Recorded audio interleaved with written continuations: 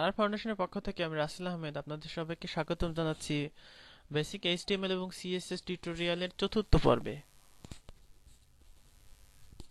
তো এই পর্বে আমরা দেখব যে কিভাবে আমরা একটি ওয়েবসাইটের লেআউট তৈরি করতে পারি। গত পর্বে আমরা দেখেছি যে কিভাবে আমরা বিভিন্ন লেআউট ডিআইপি ব্যবহার করে বিভিন্ন লেআউট তৈরি করতে পারি। তো আজকে আমরা দেখব যে লেআউট পাবো কোথায়, যে বিভিন্ন লেআউট আমরা শিখবো সেই লেআউটগুলো পাবো কোথায়। এগুলো আপনি বিভিন্ন জায়গা থেকে পেতে পারেন, যেমন যে যে কোনো ওয়েবসাইটে ঢুকে আপনি চেষ্টা করবেন সেই ওয়েবসাইটের মতো করে একটা ওয়েবসাইট তৈরি করা। সবসময় মনে রাখবেন যে একটা ক্লায়েন্টের সবসময় পছন্দ থাকে, সে একটা উদাহরণ দিয়ে দেবে আপনাকে যে এইরকম ওয়েবসাইট আমি চাই, এরকম করে করে দিতে হবে।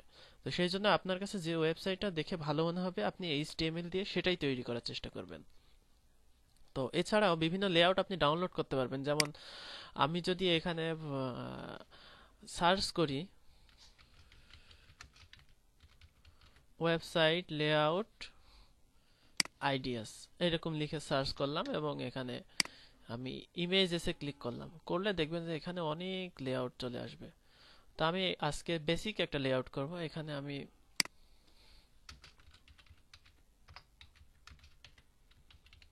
সিম্পল এক্সাম্পল লিখে আমি সার্চ করলাম যে একটা ওয়েবসাইট লেআউটের, এর আগেরটাই বোধহয় ভালো ছিল। তো এইখানে হ্যাঁ, এইটা একটা ওয়েবসাইট দেখা যাচ্ছে। এই ওয়েবসাইটটা আমরা একটু দেখে আসি। খেয়াল করুন, এইটি একটা ওয়েবসাইটের টেমপ্লেট। তো এইরকম করে যদি আপনি একটা ওয়েবসাইট তৈরি করতে চান, মনে করেন আজকে আমরা এটাই তৈরি করব, এই ওয়েবসাইটটা এইচটিএমএল দিয়ে আজকে তৈরি করব। তো এই ওয়েবসাইটটা যদি আমি তৈরি করতে চাই, সেক্ষেত্রে আমাকে প্রথমে আমাকে যে কাজটা করতে হবে, যে লোগোটা আমাকে সেভ করে নিতে হবে, বা এই যে ব্যানারটা নিতে হবে। ব্যানারের মধ্যে যে লেখাটা, এই লেখাটা ব্যানারটা মানে নিচে থাকবে, আর লেখাটা এর উপরে দেব কিভাবে, এই জিনিসগুলো আমাদের দেখতে হবে। বা এই যে এখানে একটা ডান দিকে আছে, এই জিনিসটা করব কিভাবে। তো এই জিনিসগুলো করতে হলে প্রথমে আমরা কি করব, একটা ব্যানার সার্চ করে নেব যেটা আমরা দিতে পারি। তো আমরা একটা লোগো সার্চ করে নিলাম, সমস্যা নাই। এখানে আমরা ওয়েবসাইট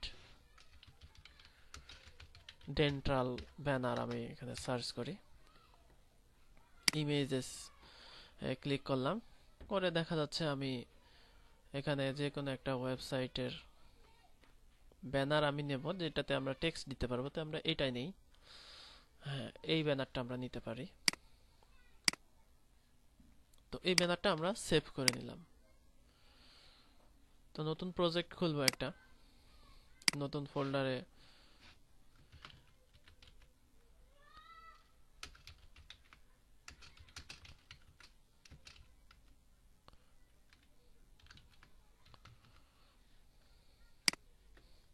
ইমেজেস নামে একটা ফোল্ডার করলাম, যেখানে আমি ব্যানার জেপিজি কে রেখে দিলাম।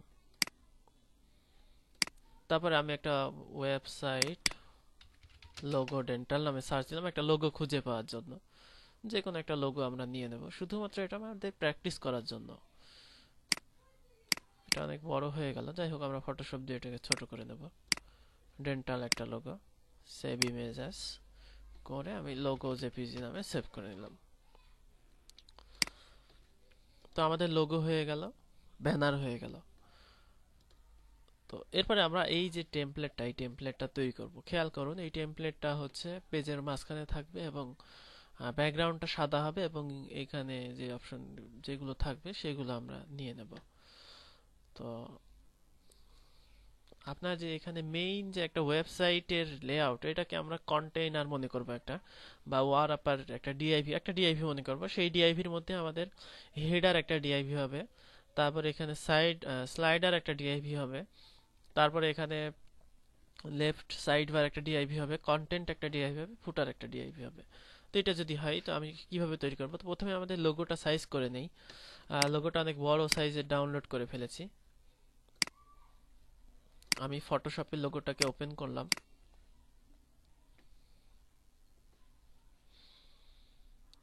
এবং ব্যানারটাও আমরা সাইজ করে নেব। ব্যানারটা আমরা যেহেতু ওয়েবসাইটের উইডথ দেবো 960 পিক্সেল, সেহেতু আমরা ব্যানারটাও সার্চ করে নেব এখানে।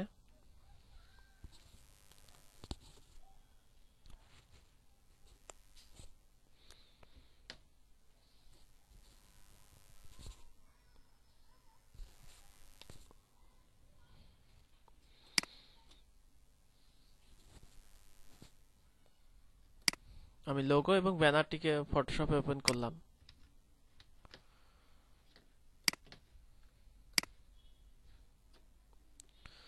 লোগোটার আমরা সাইজ করে নিয়ে একে আমরা ইমেজ সাইজে গিয়ে উইডথ দিলাম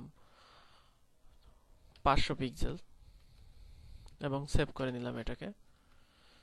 আর এটাকে আমরা উইডথ দিব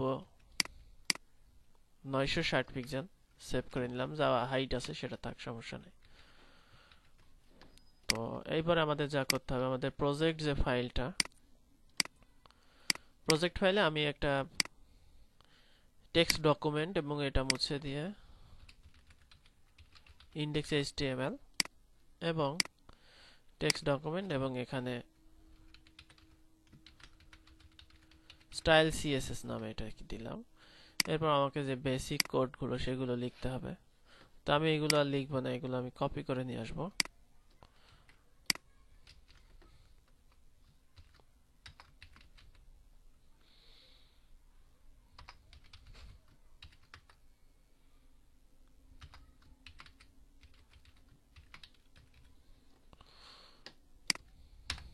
তো এখানে আমার স্টাইল সিএসএস থাকলেই হবে। স্টাইল অর্থাৎ এই জিনিসটা আপনাদের আমি শিখিয়েছি, এজন্য আমি আর এটার বিস্তারিততে গেলাম না। তো এখানে আমাদের মার্কআপটা আগে করে নিতে হবে। মার্কআপ বলতে আমরা টোটাল ডিআইভি কে, যেহেতু আমাদের ব্যাকগ্রাউন্ডটা সাদা, সেহেতু আমাদের এখানে এরিয়া করার প্রয়োজন নেই। অর্থাৎ এখানে ব্যাকগ্রাউন্ডটা সাদা আছে, এজন্য আমরা টোটালটাকে একটা ডিআইভি তে ঘিরে নেব। তো টোটালটাকে একটা ডিআইভি তে ঘিরে নেওয়ার জন্য এখানে ডিআইভি ক্লাস দিয়ে করব আমি। ডিআইভি টোটালটাকে আমি নাম দিলাম, মেইন নাম দিলাম। এরপর এর মধ্যে আমাদের কয়টা রো আছে সেগুলো আমি একটু চিন্তা করে নেই। এটা একটা রো, এটা একটা রো, দুইটা, এই টোটালটা এখানে মিলে একটা রো, তিনটা, এখানে একটা, চারটা রো। অর্থাৎ আমাকে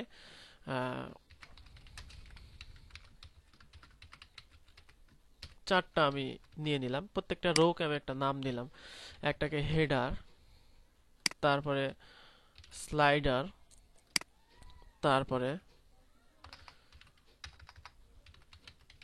মেইন কন্টেন্ট, এরপরে ফুটার। তো হেডারের মধ্যে আমাদের কি হবে? হেডারের মধ্যে হবে আমাদের লোগো। তাহলে এখানে আমি লোগোটাকে নেই, image src alt images logo JPG নামে আমাদের আছে, লোগো ডট জেপিজি। আচ্ছা, স্লাইডারের মধ্যে আমাকে স্লাইডার আনতে হবে। তো এখানে একটা জিনিস খেয়াল করুন, আমি বলেছি যে স্লাইডারটা ব্যাকগ্রাউন্ড হবে, ব্যাকগ্রাউন্ডের মধ্যে হবে এই টেক্সটটা, অর্থাৎ এই টেক্সট যেটা আছে, যে private and NHS dentist with a smile, এটা হবে। তো আমি যদি সেটা করতে চাই সেক্ষেত্রে স্লাইডারের ব্যাকগ্রাউন্ড ওটা দিতে হবে, আর এর মধ্যে আমাদের টেক্সট হবে। তো আমি প্রথমে হেডিং 2 নিলাম, যেই টেক্সট আছে সেটাই দেব আমি, প্রাইভেট অ্যান্ড এনএইচএস ডেন্টিস্ট।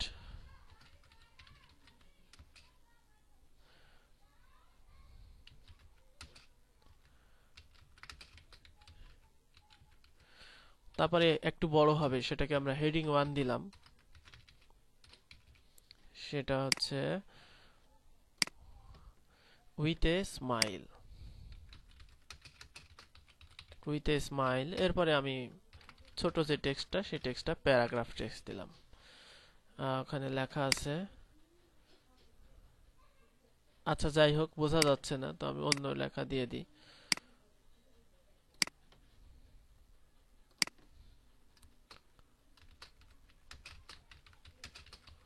আমার নামই দিয়ে দিলাম। এটা একটা ব্র্যান্ডিং আর কি, নিজের নামের ব্র্যান্ডিং। আপনারাও যখন ওয়েব ডেভেলপার হয়ে যাবেন, টিউটোরিয়াল বানাবেন, এইভাবে নিজের নাম ব্র্যান্ডিং করে নেবেন। তো তারপরে আমরা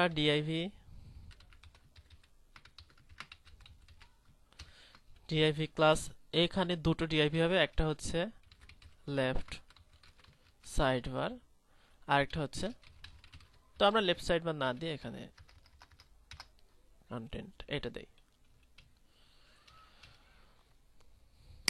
এবং ফুটারে আমরা প্যারাগ্রাফ একটা টেক্সট নেই, এখানে অ্যান্ড কপিরাইট আর ফাউন্ডেশন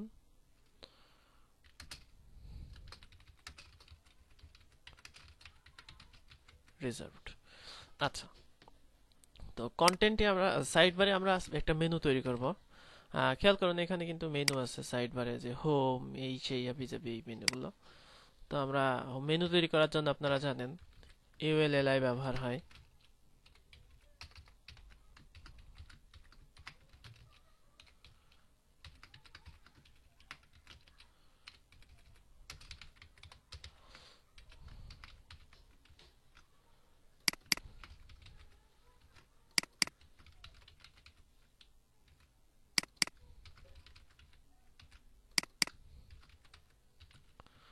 আমি এটা দিয়ে দিলাম, সাইড বার দিয়ে দিলাম। এবার ডান দিকে একটা কন্টেন্ট নিয়ে আসি। তো আমি কিছু কন্টেন্ট কপি করে নিয়ে আসি।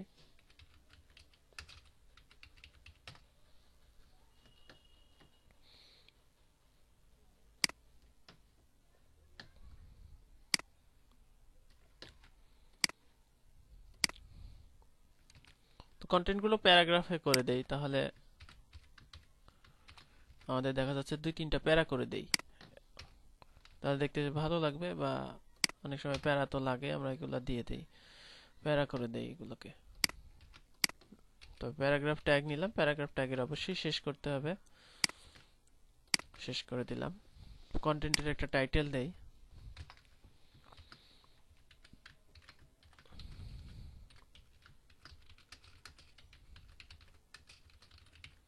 This is content title.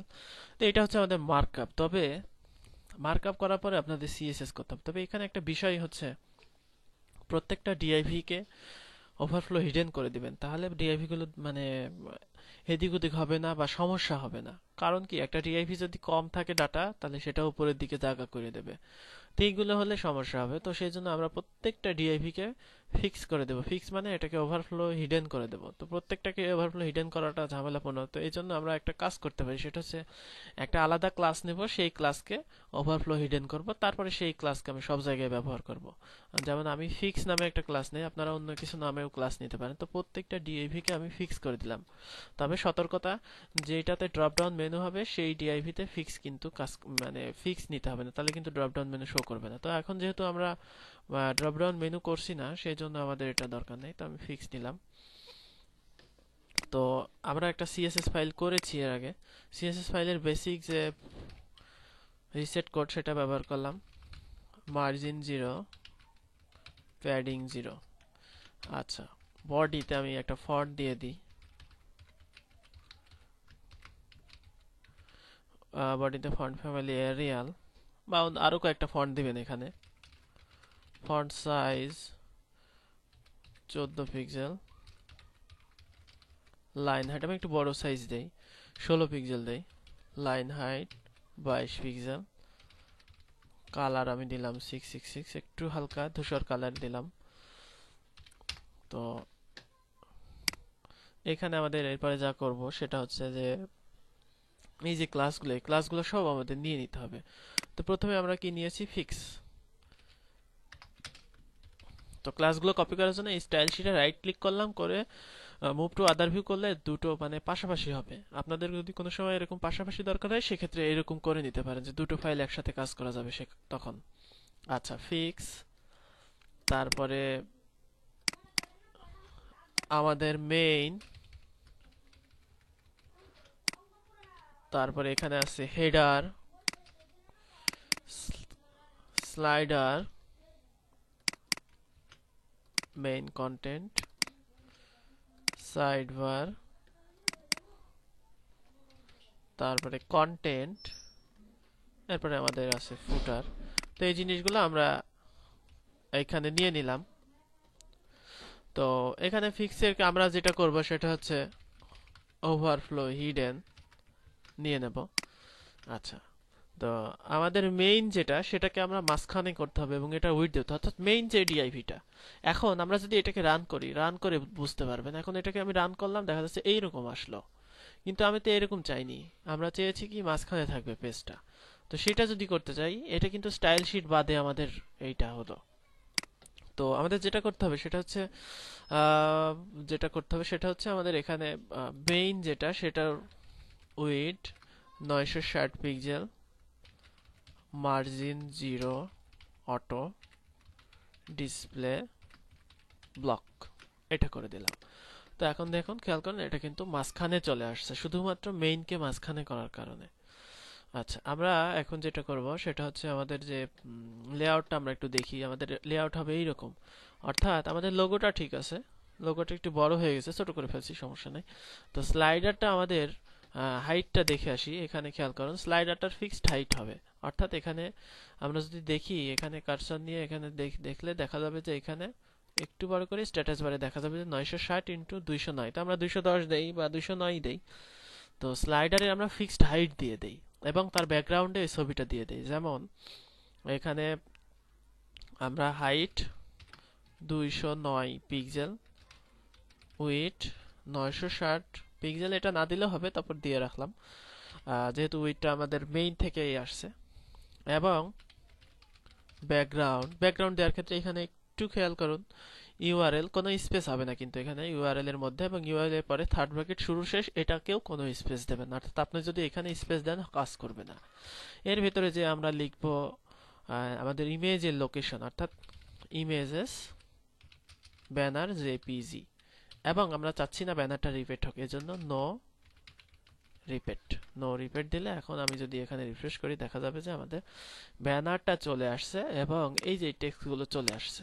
তো এই টেক্সটগুলো সাদা রঙের হলে ভালো হতো। সাদা রঙের বলতে এই টেক্সটগুলো শুরু হবে এখান থেকে, এই পর্যন্ত এই লোকেশনে লেখা হয়ে যাবে।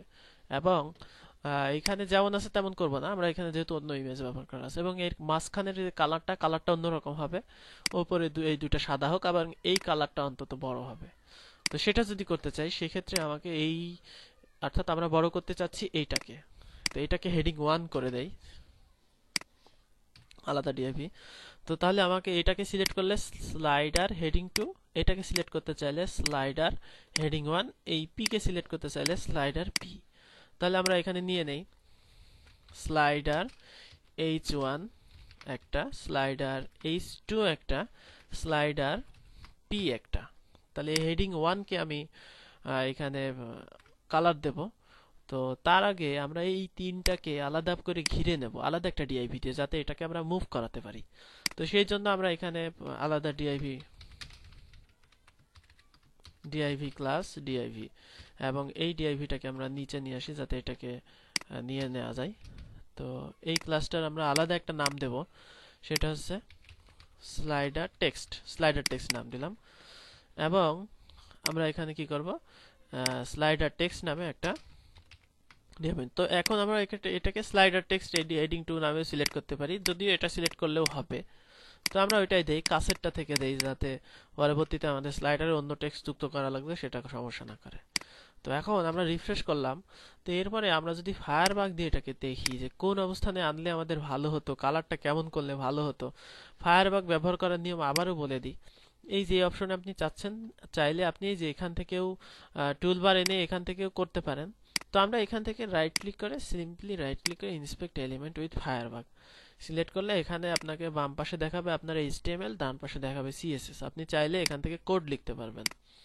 তো কেমন করে, তো এখানে মনে করেন আমি স্লাইডার ডিআইভি টেক্সট এইটার যে সিএসএস ব্যবহার করা হচ্ছে সেটা চেঞ্জ চাচ্ছি, আমরা চাচ্ছি এটাকে মুভ করে নিচে আনতে। তো আমরা এই ডিআইভি তে ক্লিক করলে এখানে দেখবেন যে আপনার যদি স্টাইল শিটে এই স্লাইডারের জন্য কোনো স্টাইল শিটে কোনো সিলেক্টর নেওয়া থাকে সেটা কিন্তু এখানে শো করবে। তো এখানে আমি কার্সর নিয়ে এখানে এন্টার দিলে দেখা যাবে একটা জায়গা চলে আসছে, এখানে আপনি কোড দিতে পারবো যে আমি চাচ্ছি মার্জিন টপ 25 পিক্সেল, 25 বা যত দরকার আমি এই যে কিবোর্ডের অ্যারো দিয়ে ছোট বড় করতে পারবো।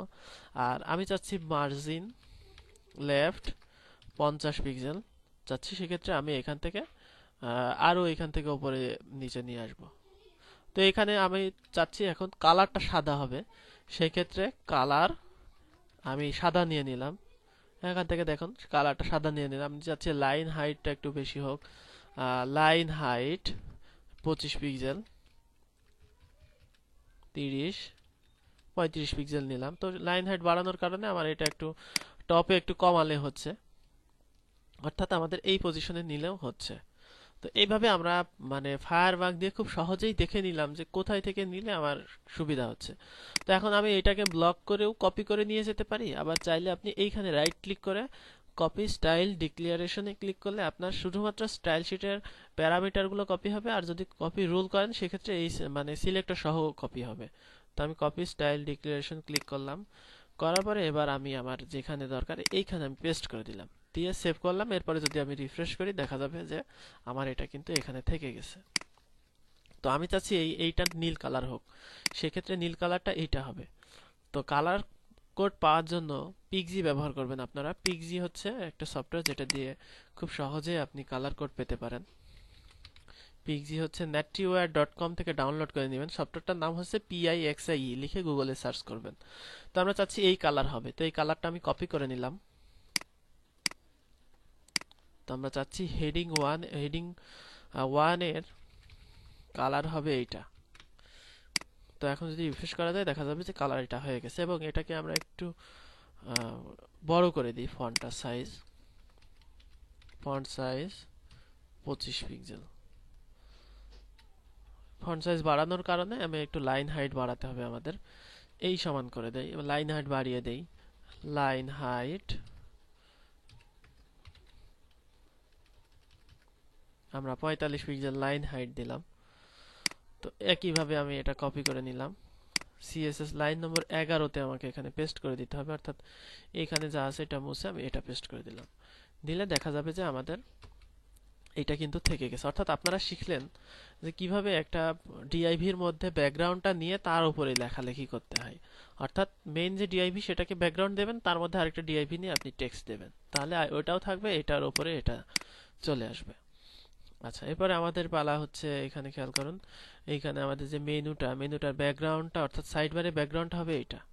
তো আমি সাইড বারের যেটা নিয়েছি, সাইড বারকে যদি আমি বামে নিতে চাই সেক্ষেত্রে আমাকে ফ্লোট লেফট করতে হবে এবং এটার একটা উইডথ দিতে হবে। তো আমি চাচ্ছি যে সাইড বারের হচ্ছে মোট আমাদের কত জায়গা, 960 পিক্সেল। তো আমরা সাইড বারকে যদি 300 দেই, 300 পিক্সেল, এবং এটাকে যদি উইডথ দেই, sorry margin right 30 pixel, 30 pixel আমি মার্জিন রাইট দিলাম। ব্যাকগ্রাউন্ড দিলাম আমি আমার কপি করা আনা ব্যাকগ্রাউন্ড, এবং এটাকে ফ্লোট লেফট অর্থাৎ বাম দিকে দিতে হবে। এরপরে আমাদের কন্টেন্টের জন্য কতটুকু জায়গা বাকি থাকলো সেটা আমাকে মেজার করতে হবে। কন্টেন্টের জন্য আমার বাকি থাকলো 330, যদি যাই 960 এর মধ্যে, তাহলে কন্টেন্টের জন্য আমার থাকলো হচ্ছে 630 পিক্সেল। অর্থাৎ আমাদের এখানে উইড হবে 630 পিক্সেল, অর্থাৎ 630 আর 330 মোট 960 পিক্সেল। কন্টেন্টকে মার্জিন রাইট দেওয়ার দরকার নেই, কারণ আমরা ডানে জায়গা চাচ্ছি না। তো এখন যদি আমরা রিফ্রেশ করি দেখা যাবে যে কন্টেন্ট আর সাইড বার কিন্তু পাশাপাশি হয়ে গেছে। তো এখানে এই যে ব্যানারটার কিন্তু নিচে অনেক জায়গা থাকার দরকার ছিল, তাহলে এখান থেকে এটার মার্জিন করতে হবে। তো আমি টোটালটাকে যেহেতু মার্জিন দিতে চাচ্ছি, সেক্ষেত্রে আমার এই এলিমেন্টটা কি, এই এলিমেন্টটা হচ্ছে স্লাইডার এলিমেন্ট, আর এই টোটাল এই দুইটা মিলে আমার যে ডিআইভি সেটা হচ্ছে মার্জিন এই মেইন কন্টেন্ট।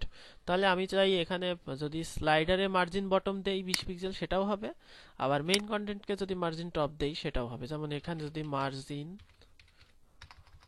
টপ 25 পিক্সেল দিলাম, এবার যদি আমি এখানে রিফ্রেশ করি দেখা যাবে যে আমার এখানে মার্জিন হয়েছে।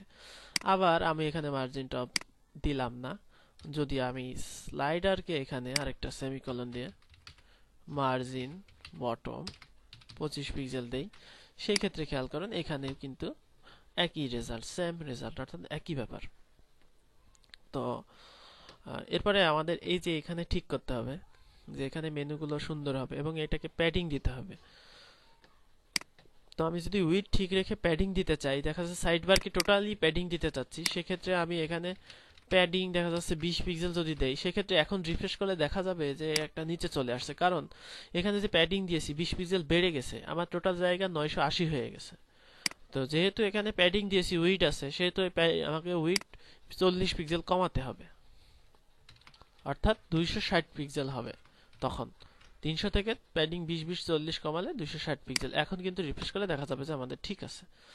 তো এই যে এটা করলাম। এখন আমাদের এই যে সাইড বারটা ঠিক করতে হবে। সাইড বারটা এখন আমাদের ঠিক হয়নি। মানে এখানে খেয়াল করুন, এখানে সাইড বারটা সুন্দর আছে দেখা যাচ্ছে, ডান দিকে আছে। তো সাইড বার যদি আমি অন্যরকম ওটা না অন্যরকম ঠিক করতে চাই, সেটার জন্য আমাকে সাইড বারের ইউএল কে ঠিক করতে হবে। তো সেই জন্য আমাদের sidebar UL, sidebar UL LI, sidebar UL LI a, sidebar UL LI a hover. তো আমরা ইউএল কি করলাম, মার্জিন 0, প্যাডিং 0। এখানে কোথাও একটা সমস্যা হয়েছে, এই কারণে আমাদের এরকম দেখাচ্ছে। সরি, আমাদের মানে আমি ভুল করেছি লিখতে লিখতে। সাইড বার ইউএল, এখানে থার্ড ব্র্যাকেট হবে আসলে। Sidebar UL LI, LI a, LI a hover. আচ্ছা, ইউএল এ আমরা চাচ্ছি মার্জিন 0,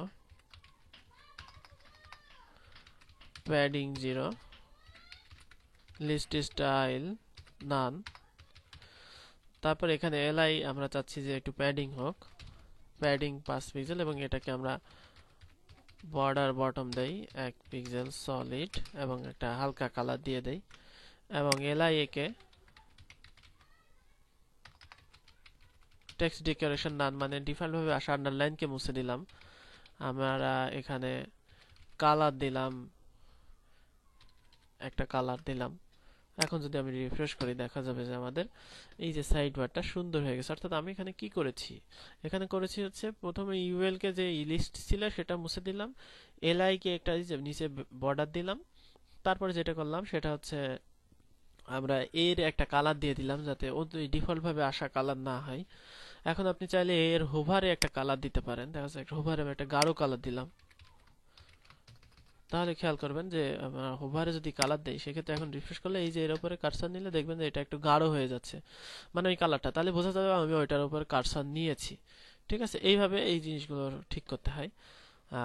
এরপরে আমরা এটাতে আসি, কন্টেন্টে আসি। কন্টেন্টে আমরা কন্টেন্টের প্যারাগ্রাফের মধ্যে ফাঁকা থাকার দরকার।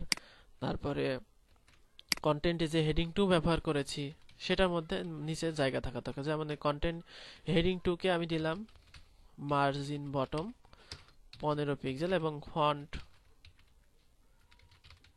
Wait normal. বোল্ড থাকলে ভালো লাগে না দেখতে। এবং কন্টেন্ট পি প্রত্যেকটা প্যারাগ্রাফের নিচে যাতে বোঝা যায় জন্য মার্জিন বটম 5 পিক্সেল দিয়ে দিলাম। দিয়ে দিলে এখন যদি আমি রিফ্রেশ করি দেখা যাবে যে এখন আমাদের সরি 5 পিক্সেল না, এখানে আসলে 15 পিক্সেল হবে। 15 পিক্সেল দিলে এখানে দেখা যাবে যে আমাদের কন্টেন্ট হেডিং 2, আসলে এখানে কন্টেন্ট হেডিং 1 দিয়ে ফেলেছি, এখানে হেডিং 2 হবে, এই জন্য এটা কাজ করছিল না। তো এখন যদি আমি এখানে রিফ্রেশ করি দেখা যাবে যে এখানে কন্টেন্টটা টাইটেল ঠিক আছে, এই যে প্রত্যেকটা প্যারার নিচে ফাঁকা আছে। এখন কিন্তু দেখতে সুন্দর লাগছে। তো আমরা এই টেমপ্লেটটা আবার দেখলাম, এই টেমপ্লেটটার নিচে যে এই যে ফুটারটা আছে এটার ব্যাকগ্রাউন্ডটা যেটা সেটা আমরা কপি করে নিলাম। এবং আমি ফুটারে প্যাডিং 10 পিক্সেল, ব্যাকগ্রাউন্ড আমি ওই কালারটা দিলাম। দিলে এখন যদি আমি এখানে রিফ্রেশ করি দেখা যাবে যে আমাদের ফুটারটা এই কালার হয়ে গেছে। তো ওভারঅল এই যে আমাদের যে টেমপ্লেটটা হলো, খুব সহজেই কিন্তু আমরা এটা তৈরি করলাম। আর লোগোটা বড় হয়ে গেছে। যাই হোক, আপনারা পিএইচডি তে যেরকম থাকবে সেরকম। এখানে আমাদের নতুন জানার বিষয় হচ্ছে যে এটা এইভাবে। তো সিএসএস দিয়ে বিভিন্ন ইফেক্ট আপনারা শিখতে পারেন। ইফেক্টগুলা বলতে এই যে ব্যাকগ্রাউন্ডটা যদি আমরা অন্য একটা কালার দেই, যেমন আমি এখানে খেয়াল করেন আমি ব্যাকগ্রাউন্ডটা চেঞ্জ করে দেই, যে আমি চাচ্ছি বডির ব্যাকগ্রাউন্ড আমি ধূসর চাচ্ছি, এবং আমাদের যে বডি ব্যাকগ্রাউন্ড ধূসর করে দিলে টোটালটা ধূসর হয়ে যাবে। তো আমি চাচ্ছি যে আমাদের যে এরিয়াটুকু, এই এরিয়াটুকু সাদা থাকবে। সেই ক্ষেত্রে আমাকে যে আমাদের যে এরিয়াটা, মেইনের ব্যাকগ্রাউন্ড আমি সাদা করে দিলাম। দিলে দেখা যাবে যে এখন আমাদের এরিয়াটুকু সাদা এবং এর ব্যাকগ্রাউন্ডটা ধূসর। ঠিক আছে, এরকম যদি করতে চান, এবং আপনি যদি চান যে এখানে মার্জিনটা 50 পিক্সেল জায়গা থেকে নিচে নেমে আসবে, তাহলে দেখতে সুন্দর লাগবে, সেক্ষেত্রে আপনি মেইনকে এখানে মার্জিন 0 অটো আছে তো 50 পিক্সেল অটো করে দেন, তাহলে উপরেও 50 পিক্সেল জায়গা থাকবে, নিচেও 50 পিক্সেল জায়গা থাকবে। এখন রিফ্রেশ করলে দেখা যাবে যে আমাদের এই যে জায়গাটা হয়ে গেছে, তো বেশি জায়গা হয়ে গেছে, 50 পিক্সেল বেশি জায়গা, 25 পিক্সেল দিলাম। এখন যদি রিফ্রেশ করি দেখা যাবে যে এই যে আমাদের যে মানে দেখতে কিন্তু এখন সুন্দর লাগছে। এইভাবে আপনি ওয়েবসাইটের বিভিন্ন টেক্সচার দিতে পারেন, ব্যাকগ্রাউন্ডে বিভিন্ন প্যাটার্ন দিতে পারেন। তো সেইগুলো করবেন কিভাবে? তো ইমেজেস ডট গুগল ডট কমে যাবেন, এখানে আপনি দিবেন যে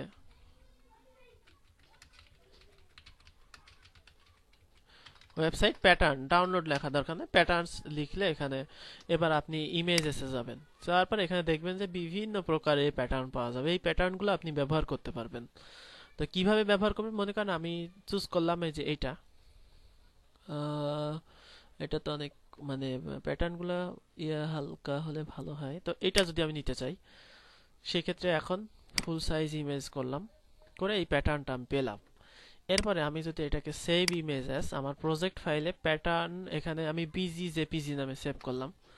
তো এখন আমি চাই যে প্যাটার্নটা ব্যাকগ্রাউন্ডে আসুক, সেক্ষেত্রে ব্যাকগ্রাউন্ডে এই যে এখানে কালার কোডের ঠিক আগে এখানে ইউআরএল, তারপরে এখানে ইমেজেস, তারপর এখানে বিজি জেপিজি, এরপরে আমি এখানে স্পেস দিয়ে রিপিট, রিপিট মানে এখানে রিপিট হবে, অর্থাৎ রিপিট এক্সও হবে রিপিট ওয়াইও হবে, অর্থাৎ দুই দিকে রিপিট হবে। তো সেক্ষেত্রে এবার যদি আমি এখানে রিফ্রেশ করি সেখানে দেখা যাবে যে আমাদের ওয়েবসাইটের ব্যাকগ্রাউন্ডে কিন্তু প্যাটার্ন চলে আসছে। তো স্ক্রল করার সাথে সাথে কিন্তু প্যাটার্নটা নড়ছে। আপনি যদি চান যে এটা মানে ফিক্সড হয়ে থাকবে সেই ক্ষেত্রে এখানে কিন্তু রিপিট, তারপর এখানে আপনি ফিক্সড করে দেন। ফিক্সড করে দিলে এখানে দেখবেন এখন রিফ্রেশ করার পর আমি যদি চাকা ঘুরাই শুধুমাত্র আমার পেজটা নড়ছে, অর্থাৎ প্যাটার্নটা কিন্তু নড়ছে না। তো এইভাবে আপনি কিন্তু মানে এই ডিজাইনগুলো করতে পারেন। ঠিক আছে, এইভাবে ডিজাইনগুলো করলে দেখবেন যে আপনার ইয়ে হয়ে যাবে। তো এখানে আরেকটা বিষয় আছে যে আমি যখন আমার ওয়েবসাইটের ব্যাকগ্রাউন্ডটা আলাদা দিয়েছি, এখানে ব্যাকগ্রাউন্ডটা সাদা দিয়েছি, তখন এইখানে কিন্তু মিশে গেছে, অর্থাৎ এই যে এখানে। তো আমি এই টোটাল কন্টেন্টকে প্যাডিং রাইট 30 পিক্সেল দেবো, অর্থাৎ এখান থেকে কন্টেন্ট শেষ হয়ে যাবে। তো সেই ক্ষেত্রে এখানে আমি কন্টেন্ট যেটা আছে সেটাকে আমি যদি প্যাডিং রাইট 30 পিক্সেল দেই সেক্ষেত্রে খেয়াল করুন আমার কি জায়গা বেশি হয়ে গেল না, এই জন্য এখানে কিন্তু 600 পিক্সেল হয়ে যাবে, অর্থাৎ 30 পিক্সেল আমরা প্যাডিং হিসেবে উইডথকে ব্যবহার করছি, এই জন্য এখন কিন্তু দেখেন আমাদের এটা কিন্তু সুন্দর আছে দেখতে। তো এইভাবেই দেখুন আমরা একটা ইমেজ দেখে আইডিয়া করে একটা ওয়েবসাইট কিন্তু তৈরি করে ফেললাম। তো এইভাবে আপনারাও তৈরি করবেন, বিভিন্ন লেআউট ডাউনলোড করবেন, এই লেআউট থেকে টেমপ্লেট তৈরি করার চেষ্টা করবেন, এবং টেমপ্লেটটা হবে প্রফেশনাল মানের, যাতে মানে দেখে বোঝা যায় যে এটা প্রফেশনাল হাতের কাজ। তাহলে ক্লায়েন্টের মনোযোগ আপনি ক্লায়েন্ট আপনার দিকে মনোযোগ দেবে, তখন আপনার ভবিষ্যতে ভালো হবে। তো ধন্যবাদ এই টিউটোরিয়াল দেখার জন্য। সোর্স ফাইলটি ডাউনলোড করে দেখবেন কি কি কোড লেখা আছে, সব ইজি কোড, এবং প্র্যাকটিস করবেন। আর আমি সবচেয়ে খুশি হব যে আপনারা যদি প্র্যাকটিস করে কোনো একটা টেমপ্লেট বানিয়ে কোথাও যদি আপলোড করে দেখাতে পারেন যে আমি আপনার এই টিউটোরিয়ালটা দেখে এই টেমপ্লেটটা বানিয়েছি, তাহলে আমার অনেক ভালো লাগবে। তো ধন্যবাদ সবাইকে টিউটোরিয়ালটি উপভোগ করার জন্য।